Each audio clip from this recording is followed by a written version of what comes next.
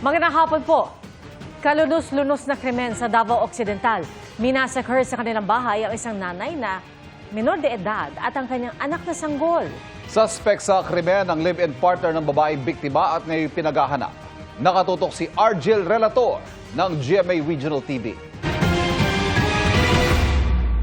Naaagnas nang nakita ang mag-inang nakatira sa bahay na ito sa Barangay Talogoy sa Malita, Davao Occidental. 17 anyos ang nanay. Ang lalaking sanggol, 6 na buwang gulang pa lang. May saksak sila sa leeg at iba pang bahagi ng katawan. Sa tansya ng pulisya, 2 hanggang 3 araw nang patay ang mga biktima nang matagpuan umaga ng Huwebes. Itinuturong suspect sa pananaksak ang live-in partner ng babaeng biktima na tatay ng nasawing baby. Selos ang tinitingnang motibo. Last April 15, pinapatawag po kasi sila sa barangay, sir. Kasi involving domestic violence, sir. Palagi na po kasi silang nag-aaway. May mga incident na po, sir, na kailangan na mag-intervene ng barangay, sir. Dahil sa palagi silang magtatalo. Patuloy na hinahanap ang suspect. Sinusubukan pa ng GMA Regional TV na kunan ng pahayag ang mga kaanak ng mga biktima. Para sa GMA Integrated News, Argel Relator ng GMA Regional TV, nakatutok 24 oras.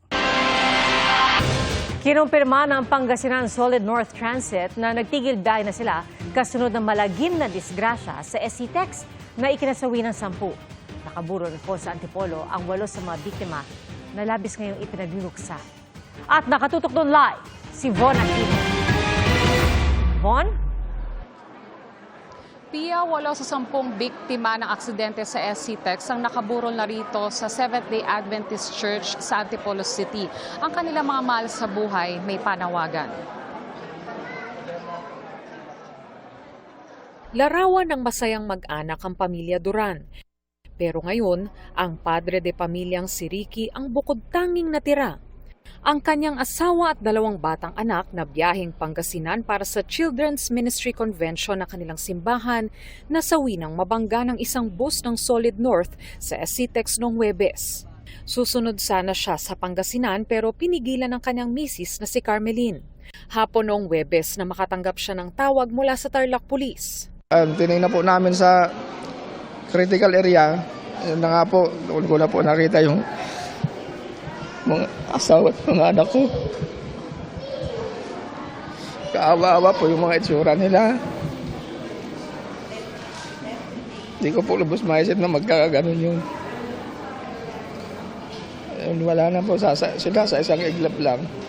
Asawa ko, maasikaso, malambing, talagang sobrang silang mapagmahal. Pati yung mga anak ko. Napaka-eksing panahon ng pinagsamahan namin.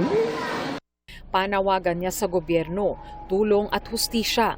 Naulila rin sa asawa at bunsong anak si Elmer Añonuevo. Hindi rin niya malilimutan ang paglalambing ng kanyang 9 na taong gulang na anak na si Emmanuel Gale. Pinakamamahal kong anak at asawa. Wala na. Kumbaga, sayang yung mga pangarap namin para sa aming mga anak na 3. Lalo na itong bunso ko, sobrang talino yan. Every time na alis ako sa bahay, Papa, mag-iingat ka. I love you, kiss ako. Naulila naman sa 2 anak at kaisa-isang apo ang senior citizens na sina Nelly at Reynaldo Murillo. Nagpadala pa raw ang mga anak nilang sina Dr. Marilet Joy Tuazon at Maristela Rosas at apong si Jeremiah Miguel ng litrato habang bumabiyahe bago naganap ang aksidente. Umaasa kami na magkikita kaming muli pagdating ng Panginoon. Kasi yun ang pangako ng Panginoon. Mamimiss namin sila. Tinahina kami na nawala na sa amin lahat. Kinukuha namin ng kalakasan ang Panginoon sa kayo mga kapatid, mga kapitbahayan. Nakausap naman daw nila ang kinatawan ng Solid North na nagbigay ng tulong para sa funeral services. Ang gobyerno nila ng Tarlac at DSWD ang tumulong sa pagbabayad sa ospital at iba pang funeral expenses. Sinuspindi na ng LTFRB sa loob ng 30 araw ang operasyon ng Pangasinan Solid North Transit Inc. Kahapon po ay nilabas yun. So kapag na-receive na po nila yon, effective upon receipt po. Sa isang pahayag kinumpirma ng Pangasinan Solid North Transit na nagtigil biyahe muna sila. Ang mga maagang nagpabook ng biyahe pwede raw humiling ng kanselasyon. Kaisa raw sila sa pakikiramay sa mga biktima. Bagamat sinisikap daw nilang magbigay ng mahusay na serbisyo para sa mga pasahero, may mga anilay uncontrollable factors na nagdudulot ng kalintulad na isolated case. Naiintindihan umano nila ang bigat ng sitwasyon at handa raw silang managot. Piya ang mga labi ni na Dr. Marilet Joy Murillo Tuazon, ang anak niyang si Jeremiah Miguel Tuazon at Maristela Murillo Rosa sa planong i-cremate sa Biyernes, habang ang schedule ng libing ng iba pang biktima ay inaayos pa. At yan muna ang latest mula rito. Balik sa iyo, Pia. Maraming salamat, Von Aquino. Nagpaabot din ng pakikirama ang Department of Transportation at Philippine Coast Guard sa mga kaanak ng mga nasawi sa karambola sa SCTEX sa Tarlac. Dumalaw sina DOTR Secretary Vince Dizon at Admiral Ronnie Gavan sa burol sa Bulacan ng mag-asawang nasawi. Isa sa kanila, isang PCG personnel. Naulila na mag-asawang 2 taong gulang nilang anak na kasama nila sa sasakyan ng madisgrasya.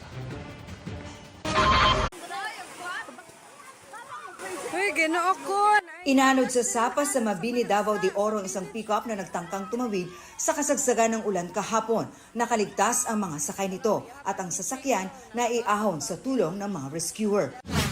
Sinuong naman ng mga motorista ang baha sa Esperanza, Sultan Kudarat dahil di madaanan ng tulay bunso ng rock slide. May pagguhuri ng lupa dahil sa ulan sa bayan ng Bagong Bayan.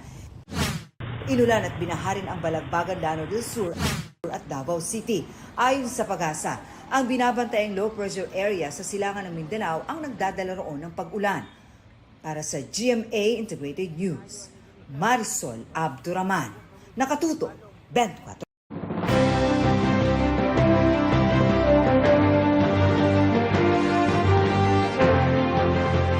Siyam na araw bago ang eleksyon 2025. Patuloy ang pagdating sa iba't ibang probinsya ng Automated Counting Machines o ACM. Mahigit 100 ACM ang dumating na sa Astrodome sa Dagupan City kahapon ng umaga. I-deliver mga ito sa iba't ibang voting center sa May 5. Mahigit 1,000 ACM naman ang dumating na sa Davao City para sa 3 distrito sa lugar. Binantayan ito ng mga election officer at mga kawani ng election watchdog ng PPCRV. Isasagawang final testing at sealing ng mga ACM doon sa May 6. Sa May 7 naman ang final testing at sealing ng mga ACM na naipadala na sa General Santos City. Kabilang sa mga i-deliver ang mga balota at battery. Ang Philippine National Police naghahanda na rin para matiyak ang seguridad ngayong eleksyon. Naka-full alert status ang PNP mula ngayong araw hanggang sa May 15. Ayon kay PNP Chief Romel Marbil, sa panahon ng full alert, bawal na mag-leave ang mga pulis.